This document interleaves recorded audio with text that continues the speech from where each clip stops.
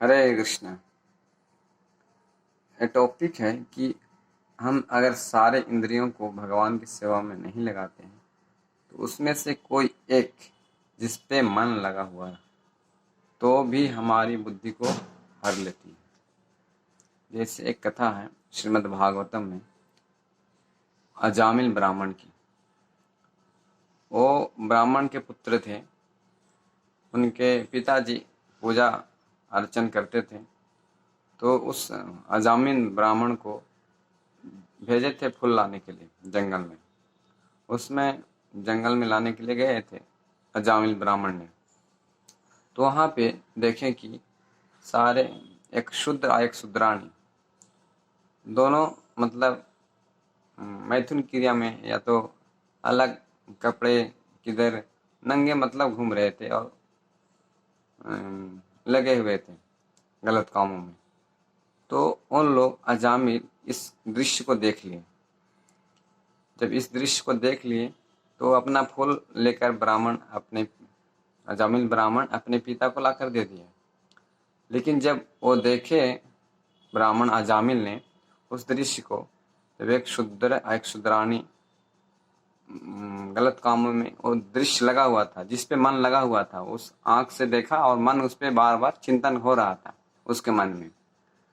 तो उस चिंतन चल रहा था मन में, आंख से देखा और मन में चिंतन चल रहा था। तो उस दृश्य को देखकर ही वो धीरे धीरे उसे आसक्त होने लगी। उसको अपने साथ लाना, घर में रखना। फिर वो पता चला कि वो वैश्या है, तो वैश्या के साथ पूरे मतलब मिलने के लिए, उनके साथ रहने के लिए इच्छा से करते करते ये ब्राह्मण अजामिल ने पूरे प्रयास से उसको घर में लाया। फिर घर में सारे परिवार, अपने माता पिता और सारे अपनी पत्नी को भी और सब लोगों को भगा दिया और सिर्फ वैश्य और ब्राह्मण अजामिल ने रहने लगा। और उस वैश्य को पालन करने के लिए पैसे चाहिए और धन संपत्ति चाहिए। तो उस प्रकार से धन संपत्ति कमाने के लिए चोरी करना पड़ा, चोरी करने के लिए शराब पीने के लिए पैसा कमाना पड़ा। बहुत गलत काम करने लगा फिर ब्राह्मण अजामिल ने। तो पूरे करते करते वो ब्राह्मण का धीरे धीरे उसका जो ब्राह्मणत्व था वो धीरे धीरे डाउन हो गया और सारे नष्ट हो गए। उनके सारे ब्राह्मण के जो गुण थे वो नष्ट हो गए। तो इस प्रकार से वो पूरे जब ब्राह्मण पूरे मतलब 85 साल के जब हो गए तो सारे पाप किए थे। तो एक छोटा उसका वैश्य का एक पुत्र भी हुआ था, छोटा बेटा का नाम नारायण रखे थे।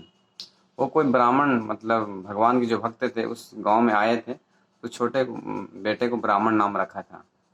तो उसमें ब्राह्मण का नाम हमेशा बोलते थे, ब्राह्मण का नाम दिए थे छोटे बेटे का नाम नारायण, क्योंकि भगवान का नाम था। तो अजामिल ब्राह्मण ने अपने प्यारे पुत्र को बार बार उच्चारण करने लगा, बेटा नारायण कहाँ गया, बेटा नारायण खाओ, बेटा नारायण कितना अच्छे लग रहे हो।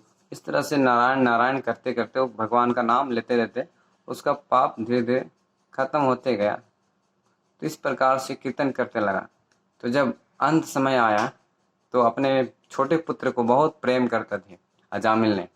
तो जब अजामिल मतलब प्राण जब निकालने लगे तो जब आए थे उनके यमदूत के 3 यमदूत आए थे उनको पकड़ने के लिए, क्योंकि बहुत पाप किए थे।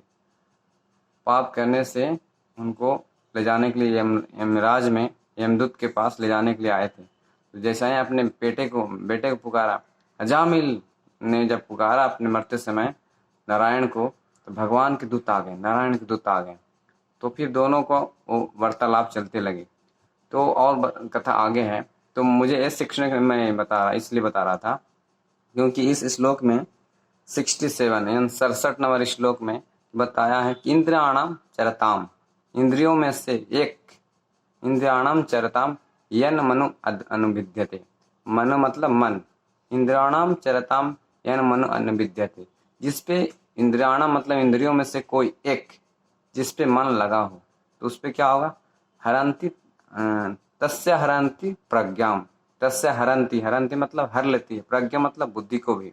कैसे, नवम इमम अम्भसी, जैसा नाव समुद्र में रहता है तो प्रचंड हवा चलती है तो उधर को चले जाती है नाव।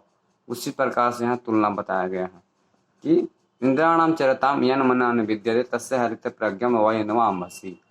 जिस प्रकार पानी में तैरती हुई नाव को प्रचंड वायु दूर बहा ले जाती है, उसी प्रकार विचरणशील इंद्रियों में से कोई एक जिस पर मन निरंतर लगा रहता है मनुष्य को बुद्धि को हर लेती है। इस प्रकार से यहाँ बताया जा रहा है कि जब मन जो है किसी इंद्रियों में से कोई एक, जैसे आँख हो गया, कान हो गया, कान कुछ वस्तु मधुर वस्तु आवाज़ सुनती है तो मन उस पर लगा रहता है, वो बार बार कानों में गूंजती रहती है आवाज़, तो मन उस पर काम करता है। जब तक काम नहीं करेगा तब तक वो चिंतन नहीं आएगा। इसलिए मन मेन भूमिका है इसमें, इंद्रियों में राजा बताया गया मन को। इसलिए मन कंट्रोल करने के लिए हम मंत्र से करते हैं, हरे कृष्ण महामंत्र जब करते हैं मन हमारा कंट्रोल हो जाता है, तो विषयों के प्रति जाता नहीं है। इसलिए हरे कृष्ण महामंत्र बहुत आवश्यक है हम इस कलयुग में। हरे कृष्णा कृष्ण कृष्ण हरे हरे, हरे राम राम राम हरे हरे। इसलिए हम सारे इंद्रियों को भगवान की सेवा में नहीं लगाएंगे तो हमारी इंद्रियां गलत दिशाओं में जाएंगे, और गलत दिशाओं में जाने के कारण हम गलत पाप करेंगे। पाप करने के कारण फिर से हम नरक की ओर गिर जाएंगे और 84 लाख योनियों में भटकना पड़ेगा। इससे अच्छा है कि हम सारे इंद्रियों को भगवान की सेवा में लगाएं और कम से कम भगवान का नाम अभी जब शुरुआत कर सकते हैं। ठीक है, हरे कृष्णा।